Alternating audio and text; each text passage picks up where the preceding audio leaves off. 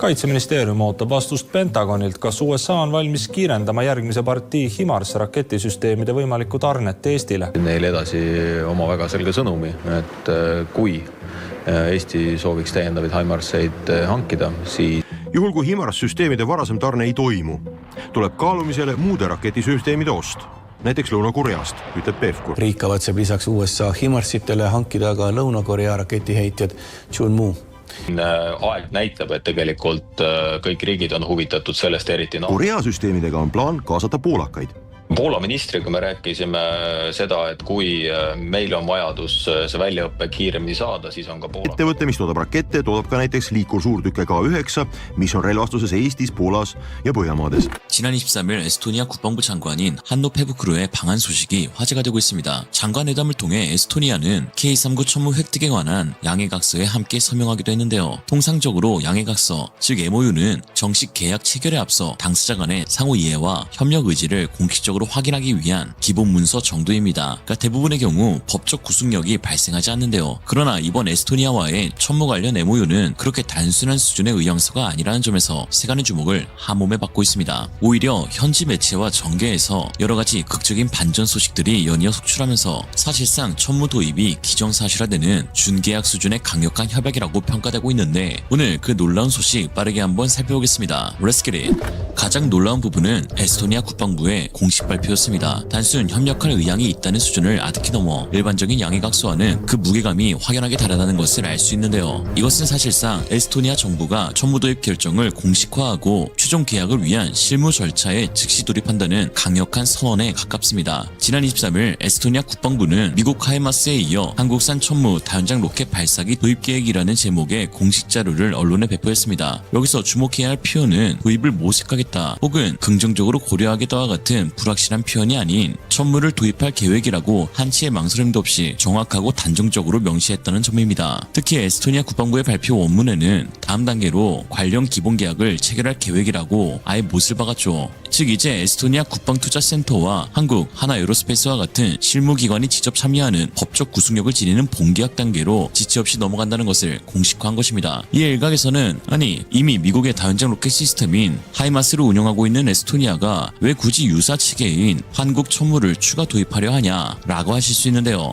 표면적으로 이것이 에스토니아의 불필요한 이중지출처럼 보일 수 있기 때문입니다. 그러나 이는 예산 낭비가 아닌 오히려 에스토니아의 절박한 국가 생존을 위한 안보 전략에 있어 불가피한 선택이자 가장 현명한 최고의 선택일 수밖에 없는 숨겨진 또 다른 이유가 있죠. 에스토니아가 이처럼 하이마스와 천무라는 두 가지 강력한 카드를 모두 손에 쥐려는 이유는 주문 대기 중인 하이마스의 도입이 심각하게 늦어지고 있다는 것, 그리고 이미 인접 동맹국인 폴란드에서 하이마스와 천무의 동시 운용을 성공적으로 진행하며 그 뛰어난 상호 운용 능력과 작전 효율성을 증명해냈기 때문입니다. 에스토니아는 당장 올해 7월 점점 더 늦어지고 있는 하이마스의 인도 지원 문제에 대해 미국 측에 공식적으로 강력한 불만을 토로하기로 했습니다. 심지어 만약 인도 일정이 더 늦어지게 된다면 우리는 이 안보 공백을 메꾸기 위해 다른 대안을 도입할 거다라고 경고까지 하면서 그 대안으로 한국을 구체적으로 명시하기도 했죠. Kaitseministeerium ootab vastust Pentagonilt, kas USA on valmis kiirendama järgmise partii HIMARS raketisüsteemide võimalikku tarnet Eestile.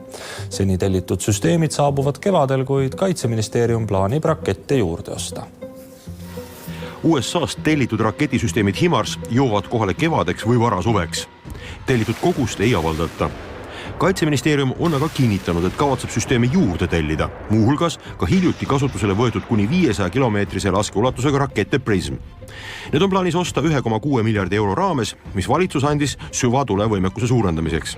Kaitseministeerium küsis tootjalt Lockheed Martinilt, kas see täidaks uue tellimuse kiiremini kui praegu plaanis. Eile kohtusin ma Lockheed Martiniga küll mitte Eestis, vaid Abu Dhabis kaitsetööstusmessil. Andsin neile edasi oma väga selge sõnumi, et kui Eesti sooviks täiendavaid HIMARS-eid hankida, siis peab olema see pakkumine oluliselt kiirem, kui ta praegu meile teadaolevalt on. Aga sain ka vastuseks, et siis on vaja ka saada Pentagoni nõusolekut, nii et me praegu tegeleme sellega. Uusi süsteeme soovib Eesti paari aasta, mitte aga 4-5 aasta jooksul, ütleb minister. Pentagonilt loodab ta saada vastuse võimalikult kiiresti.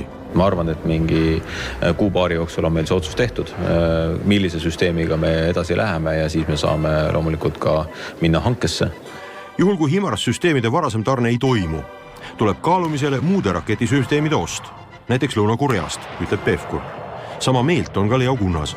Aeg on kriitiline praegu, et tõesti, et kui Ameerika Ühendriigid nüüd ehk siis Lockheed Martin ei suuda siis koos Ühendriikide administratsiooniga seda kiirendamise otsust teha, siis loomulikult tuleb meil kaaluda teisi alternatiive. Kunnas ütleb, et me peame suurendama kogu süvatulevõimekust lähtuvalt NATO standarditest pärast erinevate relvasüsteemide loovutamist Ukrainale. See puudutab nii miinipildujaid kui liikursuurtükke. Suurendama kõiki 155 milliseid pataljoni 24 relvasüsteemini ehk siis tellima Koreast veel 12 kõud juurde ja samamoodi ka 12 Caesarit. Meil oli enne laiaulatusliku kallaletungi algust 78 relvasüsteemi ehk siis 78 järelveetavat ja liikursuurtükki kokku, et me ei ole selle tasemeni praegu veel jõudnud. 에스토니아는 지난 2022년 12월 미국 정부와 하이마스 6문을 구매하는 1차 계약을 공식 체결했습니다. 그리고 계약 후 2년 5개월이 지난 시점에서야 그 6문의 하이마스를 겨우 인도받았죠. 그러나 문제는 2차로 추가 주문한 6문에 대해서 미국 측이 최소 4년에서 5년이라는 상상하기 힘든 대기기한을 요구하면서 현재 2차 도입 사업이 잠정 중단된 상태라는 점입니다. 한노 페브크루 국방장관 역시 이처럼 중대한 안보 공백 기간을 그저 손 놓고 기다릴 수만은 없다고 공개적으로 말하였는데요. 현재 하이마스와 같은 정밀 유도 단장 로켓 시스템은 우러전을 통해 그 탁월하고 압도적인 전과가 전 세계에 실시간으로 증명되자 수요가 그야말로 폭발적으로 증가했습니다. 러시아군의 지휘체계와 보급선을 정확하게 타격하는 MLRS의 능력은 현대전의 양상을 완전히 바꾸어 놓았죠. 그러나 하이마스의 제작사인 로키드 마틴의 생산 라인은 기본적으로 평시 수요에 맞춰져 있습니다. 이로 인해 전 세계에서 밀려드는 폭증하는 주문량을 도저히 감당할 수 없는 심각한 공급망 병목 현상에 직면하게 된 것인데요. 로키드 마틴은 어떻게든 이를 해결하려 생산 라인 증설로 케파를 기존 48기에서 96기로 2배 늘렸지만 이미 폴란드, 호주, 대만, 우크라이나 등 핵심 동맹국들의 엄청난 대기업이 수년치 밀려있는 절망적인 상황입니다. 심지어 미국의 고질적인 미국 우선주의 정책과 복잡한 정치적 통제와 함께 악명 높은 FMS 시스템의 구조적 한계로 인해 인도가 무기한 지연되고 있는데요. 일례로 특정 국가가 하이마스를 구매하려 할 때 도입국은 제약사인 로키드 마틴과 바로 직접 계약하지 못합니다. 구매국이 먼저 미국 국무부와 국방부에 구매 요청을 하고 미 행정부와 의회의 엄격한 승인을 받아야만 하죠. 그 후 미 정부가 로키드 마틴의 해당 물량을 발주하고 로키드 마틴은 미 정부의 무기를 납품하게 됩니다. 이 과정에서 미국 정부라는 거대한 병목 현상은 치명적인 단점으로 작용하게 되죠. 특히 미국은 무기를 신속하게 전달하는 속도보다 누구에게 언제 그리고 얼마나 주는 것을 훨씬 더 중요하게 생각하고 있다는 점도 느린 납기의 주요 원인이 됩니다. 반면 한국의 천무를 도입하는 방식은 이 FMS 시스템과는 근본적으로 다른 도입국이 한화 에어로스페이스와 직접 상업 계약을 체결합니다. 한국 방사청은 이 수출을 승인하고 지원하는 조력자 역할이지 직접 계약의 주체가 되어 세부 일정을 통제하진 않습니다. 오히려 한국 정부는 계약 이전부터 구매국을 위한 수출용 한 라인을 즉각 가동하거나 신속한 납기를 위해 별도의 생산 라인을 신설하는 것을 적극적으로 독려하고 있는데요. 이는 FMS 시스템 하에서는 상상조차 하기 힘든 경이로운 유연성이라고 할 수 있습니다. 또한 한국은 신속한 납기로 고객과의 약속을 철저히 지키는 것이 국가 신뢰도를 높이고 추가 수출기를 여는 핵심 과제라고 판단하고 있기에 미국과 그 속도에서 엄청난 차이가 발생할 수밖에 없는 것이죠. 실제로 에스토니아뿐만 아니라 하이마스를 도입하기 위해 수년째 기약 없이 기다리고 있는 국가들이 허다합니다. 하이마스의 최대 해외 고객 중 하나인 폴란드의 경우 1차 계약으로 주문한 20문을 모두 인도받기까지 2019년 계약 후 2023년까지 만 4년이라는 긴 시간이 소요되었죠. 심지어 2023년에 계약을 체결한 2차 물량은 아직 단 한 대도 인도받지 못하였고 계약 3년 차인 내년 말이 되어서야 초기 도입분 3문이 겨우 들어갈 예정입니다. 이웃 국가인 라트비아 역시 2023년에 하이마스 계약을 체결했지만 무려 4년 뒤인 2027년에야 첫 인도가 시작될 것으로 예상되는데요. 호주, 대만, 리투아니아, 바레인 등 다른 많은 국가들 역시 FMS 시스템하에서 보통 첫 인도를 인도받기까지 평균 4년에서 5년이라는 막대한 시간이 소요되고 있습니다. 반면에 한국의 천무는 그야말로 미친 속도로 폴란드에 납기되고 있는데 2022년 11월 폴란드는 한화 에어로스페이스와 218대의 천무 1차 계약을 시행한 뒤 불과 9개월 만에 첫 번째 천무가 폴란드 땅을 밟았으며 계약 후 2년 5개월 만에 무려 126대의 천무가 폴란드군에 인도 완료되었습니다. 심지어 하나는 그와 동일한 기간 동안 165문의 K9 저주포 역시 조기 인도를 완료하며 타이 추종을 불허하는 압도적인 납기 속도를 전 세계에 증명해 보였습니다. 폴란드가 하이마스 1차 물량 20대를 받는데 4년이 걸린 반면 한국은 불과 2년 5개월 만에 126대의 천무를 보낸 것이죠. 이에 폴란드의 전현직 대통령과 국방장관들은 한국의 이러한 초고속 납기 능력에 대해 공식 석상에서 공공연하게 칭찬을 아끼지 않았는데 이러한 발언들은 나토 내에서 한국 방산의 신뢰성을 자연스럽게 높여주는 결정적인 계기가 되기도 했죠. 사실 에스토니아도 이전부터 K9 저주포를 성공적으로 운용하고 있던 터라 폴란드 못지않게 한국을 신뢰하고 있는데 에스토니아는 2018년, 2019년 그리고 2022년까지 총 3차례에 걸친 36문 K9 저주포 도입 사업에서 한국이 단 한 번도 납기를 지연시킨 적이 없다는 사실에 깊은 감명을 받았습니다. 심지어 한국은 빠듯한 일정 속에서도 구형 모델에 대한 성능 업그레이드까지 동시에 진행해주는 놀라운 서비스 정신을 보여주었는데요. 이러한 한국의 신뢰성으로 인해 한노 페브크루가 다시 한번 한국을 찾게 된 것입니다. 이번 천무 도입 협정 역시 한노 페브크루 국방장관의 강력한 리더십과 냉철한 판단을 빼고 설명할 수 없는데요. 페브크루 장관은 무려 사회부, 법무부, 내무부 장관을 거쳐 현재 국방부 장관까지 역임한 그야말로 미친 커리어를 지닌 에스토니아의 베테랑 정치인입니다. 또한 에스토니아 최대 정당인 개혁당의 당대표까지 역임하면서 사실상 대통령 자리만 빼고 모든 고위직을 경험해본 실용주의 정치의 달인이라고 할 수 있는데요. 그럼 페브크루 장관은 나토 내에서도 대표적인 친한파 인사로 분류되고 있는데 단순히 한국을 좋아하는 게 아니라 한국의 압도적인 능력과 약속을 지키는 신뢰도를 높이 평가하는 강력한 실용주의자이기 때문에 한국을 전략적 파트너로 선택하고 있는 것이죠. 최근 방한한 페브크루 장관은 주한 에스토니아 대사와의 공식적인 만남에서 한국의 실용적이고 뛰어난 방산 생산 능력에 대해 칭찬을 아끼지 않았습니다. So, Mr. Minister, your second time here in Seoul. What are your takeaways from this trip? Well, first of all, thank you very much for organizing everything. So it has been excellent. But of course, the main takeaway is that first, we have many similarities with Korea. The threats are the same, and we need to face them.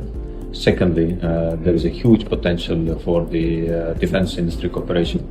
And thirdly, well, of course, as we are buying a lot of equipment from Korea, that these deliveries from Korea have always been in time, so we trust Koreans, and I really do hope that from this trip we will have more and more future collaboration. So I hope that I'll see you again here soon. You never know. When it happens, you cannot avoid it. Thanks so much. 그가 국방부 장관이 되자마자 기존의 K9 자주포 전력 증강을 최우선 국방과제로 강력하게 추진했는데요. 그 결과 현재 도입된 36문 이외에 추가로 12문을 더 도입하는 4차 계약이 현재 성공적으로 진행 중입니다. 특히 그는 미국 하이마스의 추가 도입이 최소 4년 이상 걸리는 것을 이미 1차 계약을 통해 알고 있음에도 불구하고 미 국무부에 2년 내에 이 물량을 줄 수 있냐는 고의적인 정치적 압박을 가하면서 불가하다는 답변을 들은 직후 기다렸다는 듯이 안보 공백을 명분으로 한국의 천무를 구매하기로 결정해버린 것이죠. 그리고 23일 방한 일정에 맞춰 에스토니아 최대 뉴스 매체이자 최고의 공신력을 지니고 있는 ERR 공영방송에서 매우 주목해야 할 만한 보도가 나왔습니다. 바로 에스토니아 의회 국방위원회 위원장이 행정부의 수장인 한노 페브크루 국방장관이 한국과 천무 MOU 계약을 체결할 것이라는 사실을 사전에 전혀 알지 못했다는 것이 드러난 것입니다. 그러니까 말도 안 해준 건데요. 이것은 역설적으로 에스토니아와 페브크루 장관이 얼마나 간절히 원하고 있는지 그리고 천무의 도입이 왜 이루어질 수밖에 없는지를 보여주는 강력한 반전이 되고 있죠. Minister Hanno Pevkur allkirjastas täna Lõuna-Koreas kaitsekoostööleppe, millega Eesti plaanib osta mitmikraketiheitjad. Riik kavatseb lisaks USA HIMARSitele hankida ka Lõuna-Korea raketiheitjad Chunmu. Riigikogu riigikaitsekomisjoni esimehe Kalev Stoicescu sõnul kuulis tema sellest leppest täna esimest korda. Lõuna-Korea mitmikraketiheitja K-239 Chunmu on kõige lähemal relvastuses Poolas. Poolakad ostsid süsteemi, kui ilmnes, et ameeriklased polnud valmis tarnima HIMARSit piisavalt kiiresti. Laskekaugus olenevalt raketi tüübist on 80, 300 ja 500 kilomeetrit, mis on võrreldav HIMARSiga. HIMARSeid opereerivad Eestis reservväelased. Korea raketiheitja tähendab kaitseväe jaoks uut väljaõpet ja veel ühte laskemoona. Konkreetsed raketid on erinevad, aga eks siin aeg näitab, et tegelikult kõik riigid on huvitatud sellest, eriti NATO riigid, et seda ristkasutust oleks võimalik suurendada. HIMARSite kohale jõudmiseni Eestisse oli siin USA allüksus, kes õpetas eestlasi välja. Korea süsteemidega on plaan kaasata poolakaid. Poola ministriga me rääkisime seda, et kui meil on vajadus see väljaõppe kiiremini saada, siis on ka poolakad valmis seda meile tegema ja vajadusel tulema ka nende oma süsteemidega Eestisse. Kaitsevägi ei kommenteeri uute rakettide kokkulepet enne, kui asjakohased lepingud on sõlmitud. Riigikaitsekomisjoni esimees ütles, et komisjonile oli leppe uudiseks. See tähendab seda, et meil saab olema 2 erinevat süsteemi ja tekib küsimus ka laskemoona ühildatavusest. Ma ei oska nii-öelda konkreetselt tehniliselt kommentaare veel anda ja üleüldse ma lugesin sellest täna uudistest. Läbirääkimiste teemaks Koreaga on ka tagasiostuleping. Kui Eesti ostab Koreast raketid, toob Korea Eestisse oma tootmise. Sama ettevõte, mis toodab rakette, toodab ka näiteks liikursuurtükke K9, mis on relvastuses Eestis, Poolas ja Põhjamaades. 국방위원장조차 알지 못하게 MOU가 체결되었다는 것은 페브크루 장관이 이끄는 국방부가 매우 강력하고 의도적인 전략적 밀어붙이기 전술을 펼치고 있다는 것을 의미합니다. 국방위원회에 반격의 논리를 준비하거나 다른 대안을 검토할 시간조차 전혀 주지 않았다는 것인데요. 이제 국방위원회가 논의해야 할 안건은 어떤 무기를 사야 하나가 아닌 야 국방장관이 이미 한국까지 날아가서 들고 온 총무를 승인해야 하냐 말아야 되냐 하는 패스형 질문으로 완벽하게 바뀐 것입니다. 즉 페브크루 장관과 행정부가 의회와의 논의의 판 자체를 완벽하게 장악한 것이죠. 만약 이제 와서 에스토니아 의회가 야 우리는 사전에 몰랐으니 이 협정은 무효라고 선언한다면 한국에 대한 심각한 외교적 결례이자 국가 신뢰도의 즉각적인 추락이며 국방장관과의 정치적 관계에서도 회복 불가능한 치명타가 됩니다. 사실상 외통수를 맞게 된 것이죠. 특히 페브크루는 위원회가 거절하지조차 못하도록 경제적 이익이라는 매우 강력한 명분까지 함께 제시했는데요. 바로 수천만 유로 규모의 에스토니아 현지 투자를 미리 발표하면서 국방위원장이 이 도입을 반대하는 것은 곧 국가의 시급한 안보 강화를 반대하는 것일 뿐만 아니라 동시에 자국 산업에 막대한 이익까지 걷어차게 되는 꼴이라는 걸 국민에게 알린 것입니다. 이 정도는 해야 장관 사과랑 할 수 있나 보군요. 한편 군사 전문가들은 이번 에스토니아의 결정으로 인해 동유럽의 명실상부한 K방산 포병 벨트가 형성되면서 한국의 나토 내 지정학적 영향력이 매우 커지고 있다고 주목했습니다. 기존의 핀란드, 노르웨이에 이어 핵심 국가인 폴란드 그리고 발트해의 휴전선 에스토니아까지 K9 저주포를 운영하고 여기에 천무 단전 로켓도 도입하게 되었는데요. 이는 사실상 러시아를 직접 마주하고 있는 나토 동부전선의 핵심 포병 표준이 한국산 무기체계로 동일되고 있음을 의미합니다. 이 현상은 단순히 한국산 무기를 여러 나라가 구매했다는 사실 그 자체에 그치지 않고 나토의 가장 핵심 가치인 상호 운용성 측면에서 엄청난 전략적 의미를 가집니다. 이제 이들 국가는 K9과 천무 등 155mm 포탄과 239mm 로켓탄, 핵심 부품, 정비 시스템, 그리고 실전 훈련 교리까지 완벽하게 공유할 수 있죠. 즉 유사시 에스토니아는 폴란드로부터 즉각적인 탄약과 부품을 지원받을 수 있다는 뜻이며 이는 한국이 이제 나토 동부전선의 포병, 군수 지원과 작전 지속성을 책임지는 핵심 전략 파트너가 되었음을 의미합니다. 폴란드, 핀란드, 노르웨이, 에스토니아의 성공적인 선례는 아직 한국산 무기 도입을 망설이고 있는 다른 나토 회원국들에게 가장 확실한 보증수표가 되고 있는 것이죠. 우리처럼 급하면 닥치고 한국산 사라 이겁니다. 하나가 불과 2년 만에 유럽 국가에 동시에 인도한 수량을 보면 가히 미쳤다는 말밖에 나오지 않습니다. 폴란드의 165문의 K9과 126대의 천무를, 에스토니아는 24대의 K9과 내년 말까지 12문을, 핀란드의 K9 58문과 올해 말까지 2차분 38문을, 심지어 최근 계약한 루마니아의 초동 물량까지 올해 안에 만들어서 선적을 내보내는 상황이니 야 이거 뭐 한국을 선택하지 않을 이유가 없는 것이죠. 아무리 좋은 무기라도 이미 얻어맞은 뒤에 받으면 아무런 소용이 없다는 것이 실시간으로 증명되고 있는 오늘날의 냉혹한 전쟁에서 국가번호 8위의 나라 빨리 대한민국은 그들에게 최고의 대안이자 유일한 대안이 되어가고 있습니다. 오늘의 한 줄평, 누군가 한국 사람의 손이 얼마나 빠르냐고 묻는다면 자판기 커피 안에 이미 손이 들어가 있는 회사원을 보게 하라. พอพูดถึงเกาหลีใต้ครับมีรายงานออกมาจากสำนักข่าวยอนฮับซึ่งเป็นสื่อของเกาหลีใต้รายงานว่าที่ผ่านมาไทยได้ใช้ระเบิดที่ถูกผลิตในเกาหลีใต้ในระหว่างปฏิบัติการโจมตีทางอากาศในพื้นที่ของกัมพูชาโดยกองทัพอากาศไทยได้มีการติดตั้งชุดระเบิดนำวิถี KGGB ซึ่งเป็นระเบิดที่ถูกผลิตในเกาหลีใต้มาใช้ร่วมกับระเบิดร่อน MK82 ที่มีขนาด500ปอนด์ในเครื่องบินขับไล่ F16 ก่อนที่จะไปโจมตีทางอากาศเข้าใส่ดินแดนของกัมพูชาซึ่งในครั้งนี้ถือว่าเป็นครั้งแรกที่อาวุธนำวิถีที่มีความแม่นยำสูงของเกาหลีใต้ที่ถูกส่งออกไปในต่างประเทศและไทยก็นำมาใช้ในสถานการณ์จริงซึ่งสะท้อนให้เห็นถึงประสิทธิภาพภายใต้อุตสาหกรรมป้องกันประเทศของเกาหลีใต้โดยมีรายงานครับว่าเครื่องบินขับไล่ F16 ของกองทัพอากาศไทยได้ใช้ระเบิดรุ่นนี้ KGGB หรือระเบิดนำวิถีด้วยระบบ GPS มาใช้ในการโจมตีทำลายฐานที่มั่นซึ่งเป็นศูนย์บัญชาการและคลังเก็บกระสุนหลายแห่งของกัมพูชา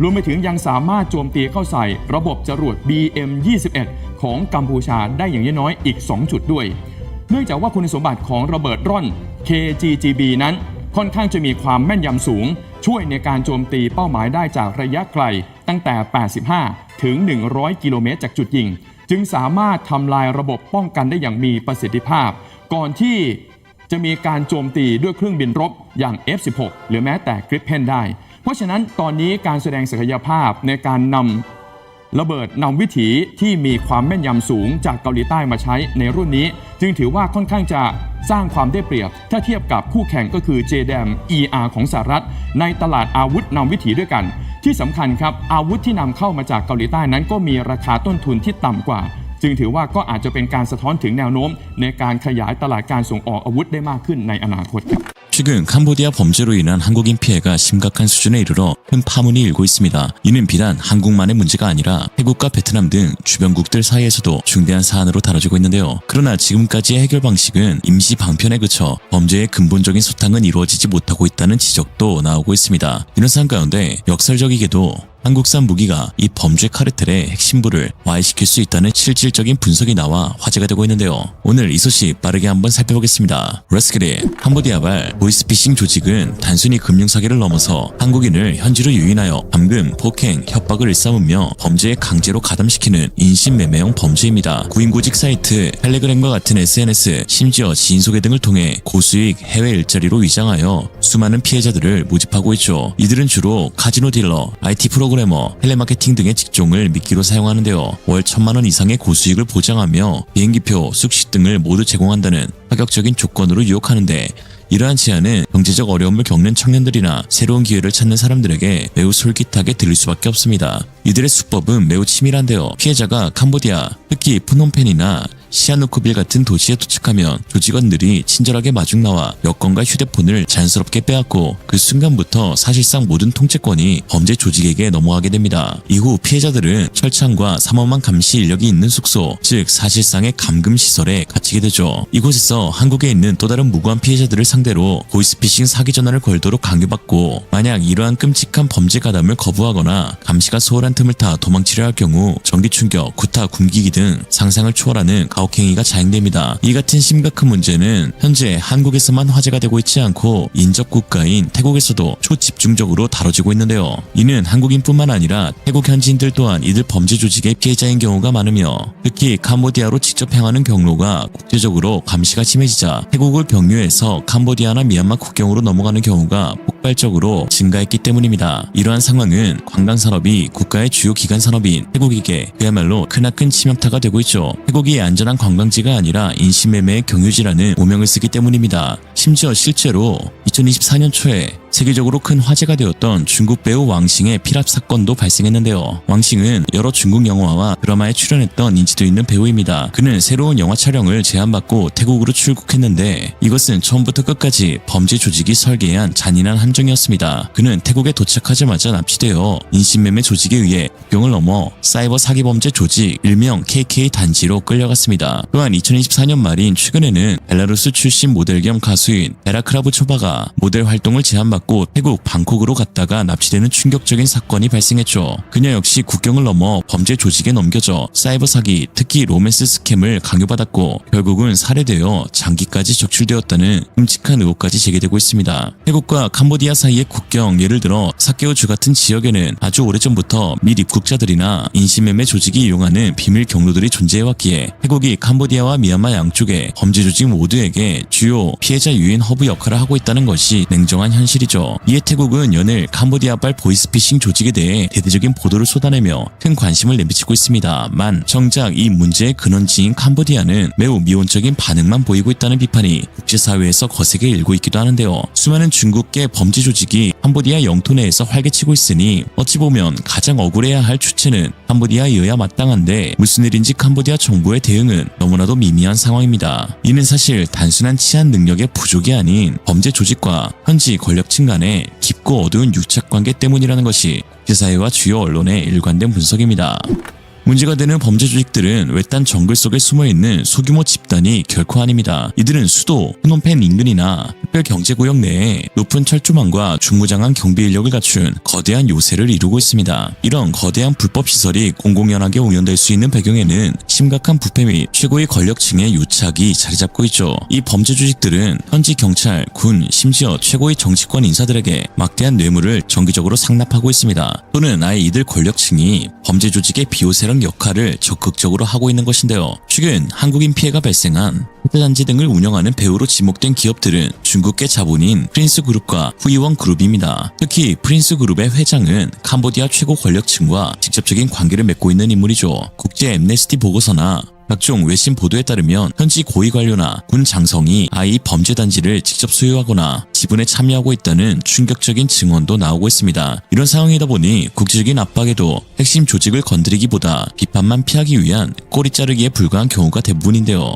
심지어 단속 정보를 사전에 유출해 범죄 조직의 핵심 인물들이 도피할 시간을 벌어준다는 비판도 끊이지 않고 있습니다. 문제가 되는 범죄단지 대부분은 시아누쿠빌, 파벳, 호이펫 등 태국, 베트남 국경지대의 특별경제구역에 위치해 있죠. 이 구역들은 원래 중국의 막대한 자본을 유치해 카지노, 리조트를 개발하려던 곳입니다. 하지만 이곳은 사실상 중앙정부의 통제력이 전혀 미치지 않는 치외 법권 지대처럼 운영되고 있는데요. 즉 캄보디아 정부가 범죄의 판을 깔아준 것과 다름없습니다. 이에 중국계 범죄 카르텔이 현지 권력과 결탁해 이 구역을 완전히 장악하고 자체적인 무장 경비까지 두고 있어 현지 경찰도 함부로 진입하지 못하는 경우가 많죠. 이들 범죄 조직이 창출하는 막대한 불법 자금은 이미 지역 경제에 무시 못할 부분을 차지하게 되었습니다. 범죄 조직이 현지 유력가에게 막대한 돈을 뿌리면서 이들을 강력하게 단속할 경제적, 정치적 동기 자체가 매우 약한 실정인 것이죠. 이런 절망적인 상황 속에서 한국도 여러 방법을 강구하고 있지만 사실상 한국 군대가 직접 개입할 수는 없는 상황인데요. 군대가 개입한다는 것은 국제법상 상대방 국가에 대한 전쟁 행위 또는 침략 행위로 간주되기 때문입니다. 최근 태국 언론에서 한국이 군대를 파견하기로 했다는 오보를 냈다가 한국 대사관이 즉각 사실무근이라고 정정하는 해프닝이 있을 정도로 이는 외교적으로 매우 민감하고 위험한 발상입니다. 모든 구출작전의 주체는 캄보디아 당국이 되어야만 하죠. 한국은 정보 제공 및 송환 협조를 하는 지원 역할일 수밖에 없습니다. 그런데 이런 상황 가운데 최근 한국산 첨단 유도 무기가 이 범죄단체의 핵심 표적을 척결할 가능성이 매우 높아지고 있다는 놀라운 분석이 나와 큰 화제가 되고 있습니다. 바로 그 주인공은 태국이 도입한 한국산 정밀 유도 포탄 KGB인데요. 과연 어찌된 일인지 본격적으로 한번 알아보겠습니다. 얼마 전 7월 태국과 캄보디아 간 오랜 국경 문증 지역인 프레아 비이어 사원 인근에서 심각한 군사적 충돌이 발생한 사실을 알고 계실 것입니다. 이 지역은 양국 간 영유권 분쟁이 100년 넘게 이어져 온 해묵은 화약고 같은 곳이죠. 당시 충돌로 양측 군인뿐만 아니라 태국 측 민간인을 포함한 최소 30명 이상이 숨지고 수십만 명의 무고한 주민이 대피하는 등 심각한 피해가 발생했는데요. 이에 격분한 태국은 F-16 전투기까지 출격시켜 캄보디아 지상 목표물을 정밀 공습하기도 했습니다. 여기서 2022년에 한국에서 도입한 KGB가 처음으로 해외에서 실전 사용되어 엄청난 수운을 올렸는데 캄보디아군 제7사단의 사단장인 용솜량 장군이 KGB에 의해 사망한 것으로 확인되었습니다. 이 밖에 캄보디아군의 지휘소 BM-21 다연장 로켓포 진지 등을 공습하는 데 성공하였죠. 그리고 당시 태국 공군이 찍은 사진 한 장이 유출되면서 캄보디아가 발칵 뒤집혀졌는데 바로 KGB 폭탄 위에 훈센 전 총리를 직접적으로 저격하는 헬로우 훈센이라는 글귀가 선명하게 적힌 사진이 공개된 것입니다. 앞서 언급한 캄보디아 범죄 조직 카르텔의 진정한 수장이 바로 훈센인데요. 훈센과 중국계 기업들은 단순한 비호 관계를 넘어 권력층이 범죄 조직의 방패막이가 되어주고 범죄 조직은 그 대가로 막대한 검은 돈을 상납하거나 권력층과 이권을 공유하는 완벽한 공생관계가 되었습니다.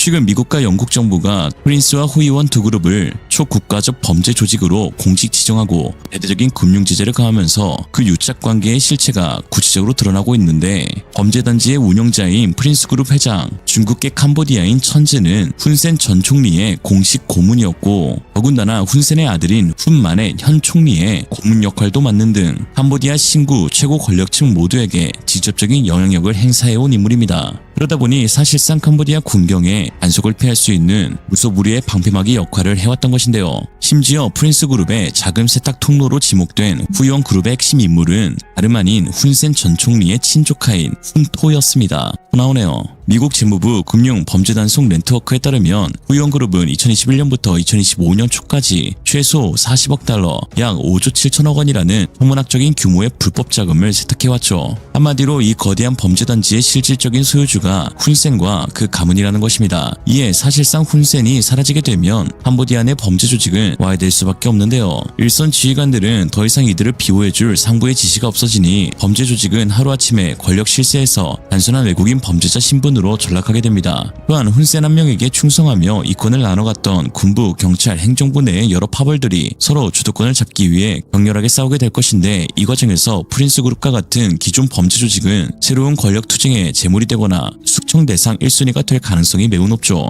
훈센이 사라지고 캄보디아가 극심한 권력 공백 상태에 빠진다면 국제사회는 캄보디아 내 초국가적 범죄 조직 소탕 및 자국민 보호를 명분으로 UN, 인터폴 혹은 각국 경찰의 직접적인 개입을 강력하게 추진하게 될 것입니다. 그리고 새롭게 들어설 캄보디아 지도부는 이를 거부할 명분이나 힘이 없게 되죠. 반대로 말하면 훈센이 제거되지 않는 한 이 범죄 조직의 완전 소탕은 불가능한데, 그런데 이 일이 실제로 일어날 가능성도 제기되고 있습니다. 헬로우 훈센 사건 이후 캄보디아 정부는 태국군이 한국산 KGB로 훈센과 훈만의 총리 부자 암살을 계획했다고 공식적으로 비난한 바 있습니다. 태국 국민과 여론은 이미 훈센에 대한 악감정이 극도로 높은 상태인데요. 훈센이 고의적으로 유출한 패통탄 전 태국 총리와의 대화에서 태국 국민들은 심각한 모욕을 느꼈고, 이에 훈센과 관계가 좋았던 패통탄 전 총리는 직무 정지 상태가 되어 사실상 정계에서 퇴출당했습니다. 새롭게 들어선 현재 태국 지도부는 모든 도발과 정치적 위협의 근원이 훈센 단 한 사람에게 있다고 판단하고 있죠. 폭탄에 적힌 헬로우 훈센 메시지는 태국군의 분노가 캄보디아라는 국가 전체가 아닌 훈센 개인을 향하고 있음을 명확히 보여줍니다. 만약 2025년 7월과 같은 핵탄 분쟁이 또 재발한다면 태국군은 무엇보다 먼저 타격 지점을 훈센 지휘부로 규정할 가능성이 큽니다. 그리고 KGB를 탑재한 항공기를 출격시켜 프놈펜의 핵심 목표를 동시에 타격할 시나리오를 구상하고 있는 것이죠. 이것이 단순한 추측이 아닌 이유는 캄보디아 정부 스스로가 태국이 KGB를 추가 도입해 훈센을 제거할 계획을 꾸미고 있다면서 심지어 태국이 이 작전에 AT-6 공격기를 사용할 것이라며 특정 기종까지 언급하고 있다는 것입니다. AT-6는 터보트롭 엔진을 쓰는데 제트 엔진과 비교할 때 배기가스 온도가 압도적으로 낮아 저고도를 비행할 때 적외선 탐지 시스템이 F-16보다 더 탐지하기 어렵습니다. 태국이 만약 KGB로 훈센을 제거하고 그 결과 캄보디아의 거대 범죄 조직이 와야 된다면 한국은 그야말로 범죄를 소탕한 평화의 상징이 되는 역설적인 공을 세웠다고 해석할 수 있는데요. 훈센이라는 절대방패를 뚫을 유일한 방법이 KGB가 지닌 외과 수술식 정밀 타격뿐이기 때문입니다. 실제로 태국은 7월 분쟁 이후 KGB의 성공적인 실종 운용 결과에 크게 만족하여 KGB 추가 구매를 즉각 확정했습니다. 2025년 9월 보도에 따르면 태국 공군은 2025년도 예산안에 약 145만 달러의 규모의 예산을 반영했는데요. 이는 KGB 10세트를 추가 도입하기 위한 것이라고 공식적으로 밝혔습니다. 전쟁이 끝난 지 불과 2달 만에 해당 무기의 추가 구매 예산을 확보했다는 것은 군대 조직에서 해당 무기의 실전 성능에 100% 만족했다, 당장 더 필요하다라는 의미의 강력한 표현인 것이죠. 외교와 협상이 막힌 자리에 한국의 기술로 만들어진 정밀한 힘이 해법으로 제시되고 있는 상황입니다. 오늘의 한 줄 평, 헬로우 훈센, 헬로우 훈센. 이러한 기업 발전 공공정책을 바탕으로 한국은 K1 전차를 개발합니다. 그리고 오늘날에는 순수 한국 기술인 K2 전차에 이르렀습니다. 이 순수 한국 기술은 오늘날 야지 기동 속도, 장갑, 활용면에서 세계 최고의 전차 중 하나로 꼽히며 최고들과 경쟁하고 있습니다. 그리고 이것이 오늘날 한국을 글로벌 파이어 파워 기준으로 세계 5위의 군사 강국으로 만들었습니다. 저희는 이미 많은 분이 이야기한 세계 인류 조선소인 현대중공업과 제휴를 맺었습니다. 세 가지 유형의 함정, 즉 군수지원정 2척, 원양초계함 1척, 다목적함 1척을 건조하는 과정에 있으며 투자액은 약 30억 소리고 이 중 37%가 국내 페루 구성 요소입니다. 70년대, 80년대에 우리는 산업화를 이루었고 한국과 어깨를 나란히 했다고 생각합니다. 하지만 그들은 50년이 지난 지금 세계 최고의 조선 국가가 되었습니다. 현재 미국 또한 조선 산업을 통해 자국을 다시 산업화하려고 모색하고 있습니다. 그리고 그 동맹으로 한국 조선소들을 찾고 있습니다. 한국과 약 26,000km 떨어져 있는 페루에서 최근 충격적인 소식이 전해졌습니다. 페루가 자국군의 미래를 메이드 인 코리아로 통일하는 거대한 전략적 결단을 내렸다는 것인데요. 단순한 노후 장비 교체를 넘어 한국을 핵심 전략적 동반자로 삼아 자국 방위 산업의 근본적인 체질을 완전히 한국식으로 바꿔버리겠다는 것입니다. 이로써 한국은 중남미 대륙에 새로운 방산 수출 허브를 건설할 수 있게 되었는데, 특히 최근 공개된 페루의 구체적인 도입 규모는 한국조차도 의아하게 여길 정도로 가히 엄청났습니다. K2 표전차 150대와 K808 백호 장갑차 280대, 여기에 그치지 않고 1,500톤급 잠수함 공동개발 및 건조 사업이 확정되었으며, 다목적함, 원해 경비함, 그리고 상륙 지원정 등 해군의 핵심 함정들 역시 한국의 기술력에 의존하게 되었습니다. 이미 공군에서는 KT-1 웅비 훈련기를 성공적으로 도입하여 운용 중이었으니 페루는 그야말로 육해공 3군의 모든 핵심 군사장비를 한국으로부터 쓸어 담고 있는 셈이죠. 사실 군사장비를 한국가에서 대규모로 구매하는 것이 일반적인 방산거래에서도 일어날 수 있는 일입니다. 폴란드 역시 한국에서 K2, K9, 천무, FA-50 등 다양한 무기를 공급받았죠. 그러나 페루의 최근 행보가 전례 없는 광폭 행보라고 불리는 이유는 따로 있습니다. 바로 현대로템이 확보한 페루 지상무기 시장 독점 조달권 때문인데요. 페루 육군의 모든 지상장비를 오직 현대로템을 통해서만 도입한다는 이 파격적인 조항에 대해 한국 커뮤니티에서조차 현대가 페루에 대체 뭘 어떻게 했길래 육군의 모든 지상장비는 현대로템을 통해서만 도입하기로 한 거임, 아니 미국도 이런 건 안 해본 것 같은데 개질이네 라는 반응을 보이고 있는 것이죠. 올해 7월 페루 육군 조병창과 현대로템 간에 체결된 지상무기 총괄 협약에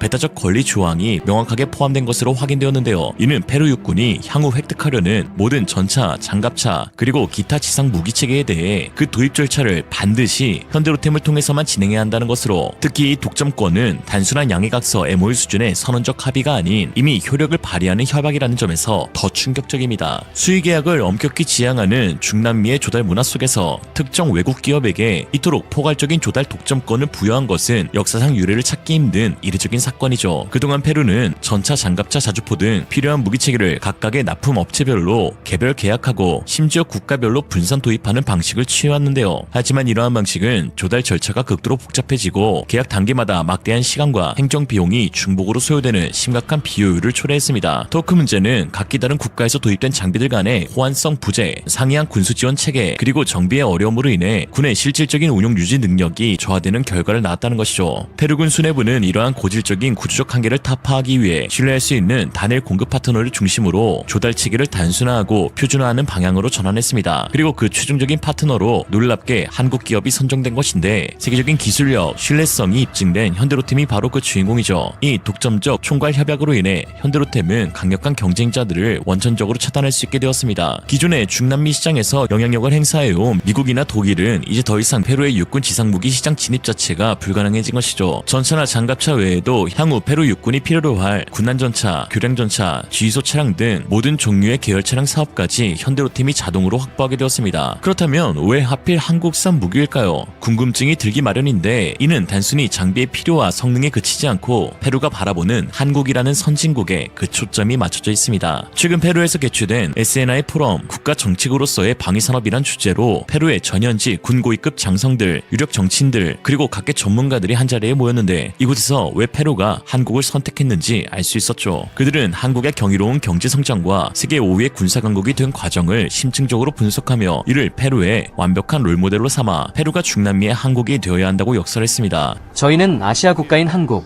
영내 국가인 브라질, 그리고 유럽 국가인 스페인을 모델로 선정하여 이들 국가가 어떻게 방위산업을 발전시켜왔으며 이 방위산업이 자국의 발전에 어떻게 기여했는지 살펴보고자 합니다. 2024년 수출액은 브라질이 16억 5천만 달러, 스페인이 100억 달러 이상입니다.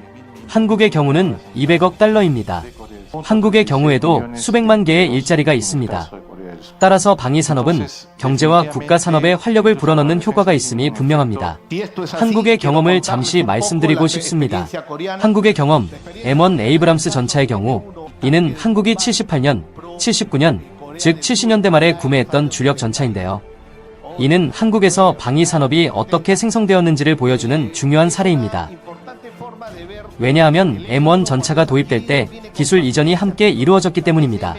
한국이 받은 M1 전차와 기술 이전, 그리고 당시 박 대통령의 명확한 정책 덕분에 국가는 연구개발에 막대한 투자를 할 수 있었고, 기업들에게는 세제 혜택을, 그리고 금융 지원도 제공할 수 있었습니다. 그리고 이러한 기업 발전 공공정책을 바탕으로 한국은 K1 전차를 개발합니다. 그리고 오늘날에는 순수 한국 기술인 K2 전차에 이르렀습니다. 이 순수 한국 기술은 오늘날 야지 기동 속도, 장갑, 활력면에서 세계 최고의 전차 중 하나로 꼽히며 최고들과 경쟁하고 있습니다. 그리고 이것이 오늘날 한국을 글로벌 파이어 파워 기준으로 세계 5위의 군사 강국으로 만들었습니다. 또한 오늘날 방위 산업 투자로 인한 경제적 수익은 투자액의 10배가 넘는 것으로 추산됩니다.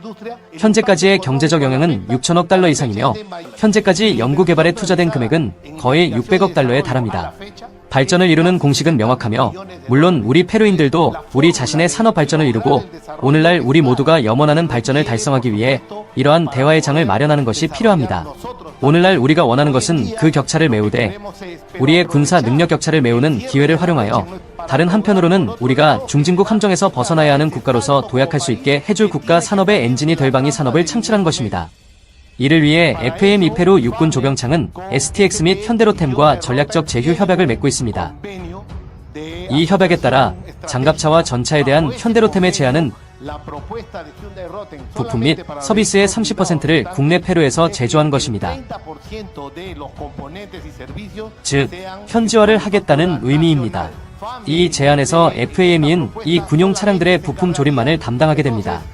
그래서 현대로템이 첫 번째 단계에서 한 일은 페루 국내 산업의 역량이 어느 정도인지 살펴보는 것이었습니다. 그리고 우리에게 용접, 기계 가공, 전기 부품, 기계화 라인, 유압 부품에 대한 역량이 있음을 확인했습니다.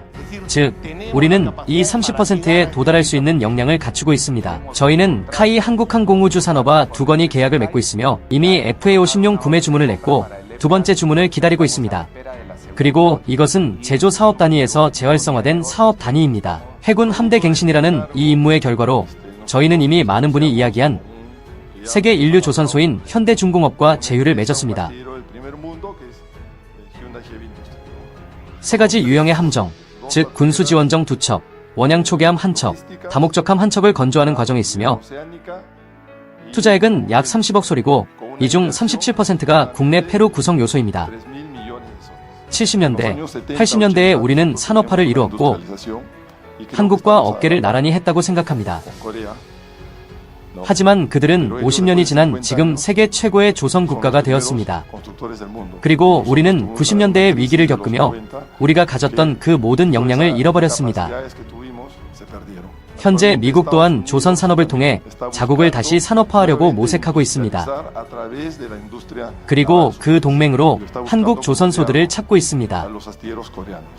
놀랍게도 이미 페루 육군 현대화 계획은 구체적인 타임라인이 제시되었는데요. K2 표전차 150대와 K808 백호 장갑차 280대를 도입하는 이 메가 프로젝트의 총 사업비는 무려 50억 6,460만 달러, 우리 돈으로 약 7조 원에 달하는 거대한 규모입니다. 특히 더 중요한 것은 현대로템이 페루 현지에 2억 7천만 달러, 약 3,700억을 직접 투자하여 중남미 방산 허브를 건설하는 산업 파트너십이라는 접근 방식이 있는데요. 내년부터 바로 시작되어 2040년까지 진행될 육군 현대화 사업은 2단계로 진행되는데 1단계는 2026년부터 2028년까지 대한민국 현대로템 창원 공장에서 완성된 K808 장갑차 99대와 K2 전차 46대가 페루에 선 직도입 방식으로 신속하게 공급됩니다. 3년 만에 기갑 장비 135대를 보내줄 수 있는 현대로템의 생산 능력도 가히 놀랍네요. 이후 2029년부터 2040년까지 12년간은 후 현지화 단계가 본격적으로 시작되는데 바로 현대로템이 2억 7천만 달러를 투자해 건설한 페루 현지 생산 공장에서 K808 장갑차 181대와 K2 전차 104대가 직접 생산 및 조립되는 것입니다. 이는 페루가 단순한 무기 구매국에서 어엿한 생산국으로 탈바꿈하는 역사적인 순간이 될 전망이죠. 특히 페루는 2040년 이후 중남미의 한국 계획을 실천하는데 한국의 라이센스를 취득하여 현지 공장을 통해 K2 전차 100대와 K808 장갑차 400대를 중남미 시장에 역수출하는 계획을 세우고 있습니다. 현대로템의 이러한 통큰 투자는 치밀하게 계산된 글로벌 전략의 일환이기도 하죠. 현재 폴란드, 루마니아 등 동유럽 수출 물량만으로도 한국 내 생산 라인은 이미 포화 상태에 가깝기 때문에 페루에 제2의 생산기지를 확보하는 것은 필수적이었습니다. 이를 통해 유럽과 아시아 수요는 한국에서 그리고 중남미 수요는 페루에서 담당하게 함으로써 글로벌 수요를 효과적으로 분산시키고 나아가 경쟁자가 없는 중남미 시장을 선점하는 완벽한 전략적 교두보를 확보하게 되는 것인데요. 일각에서는 야 도대체 페루가 뭘 믿고 이처럼 한국에게 올인하냐 라고 하실 수 있는데요. 사실 이미 성능적 검증은 끝난 상황입니다. 2025년 4월 페루 리마에서 열린 중남미 최대 방산 전시회 시테프 2025에서 현대로템은 K2 표전차와 K877 차륜형 지휘소 장갑차 실무를 보냈고 전시회 기간 동안 현대로템은 페루 대통령, 국방부 장관, 합참의장 등 군 최고의 관계자들이 집결한 가운데 압도적인 기동 성능과 정밀한 포탑 구용 시연을 성공적으로 선보였는데요. 특히 단순한 전시회장 시연을 넘어 페루의 실제 야전 지형에서 진행된 현지 테스트가 계약의 향방을 결정짓는 핵심이었다고 합니다. 페루의 혹독한 지형을 마치 자기 집 안방처럼 편안하게 주행하는 한국산 기갑 장비에 페루 관계자들은 혀를 내둘렀죠. 페루와 한국의 지형은 군사장비, 특히 기갑 장비의 운용 관점에서 볼 때 놀라울 정도로 결정적인 공통점을 가지고 있습니다. 양국 모두 산악 지형이 지배적으로 대한민국은 국토의 약 70%가 산악 지형이며 태백산맥과 소백산맥이 국토를 종단하며 고개가 가파르고 도로는 좁으며 계곡이 깊어 기갑 장비의 기동이 극히 불리한 환경입니다. 페루 역시 마찬가지로 안데스 산맥이 국토 중앙을 완전히 관통하며 사실상 페루의 모든 지형에 절대적인 영향을 미치고 있는데요. 안데스 산맥은 평균 고도가 4,000m에 달하고 최고 6,000m가 넘는 세계에서 가장 험준하고 거친 산맥 중 하나로 악명이 높습니다. 즉 두 나라 모두 광활한 평야에서의 대규모 기동전보다는 험준한 산악 지형에서의 신속한 기동과 정밀한 전투 능력이 지상군의 핵심 역량이라는 공통점이 있죠. 바로 이 지점에서 험지 돌파력과 강력한 현수장치 그리고 고각 사격 능력을 갖춘 K2 전차가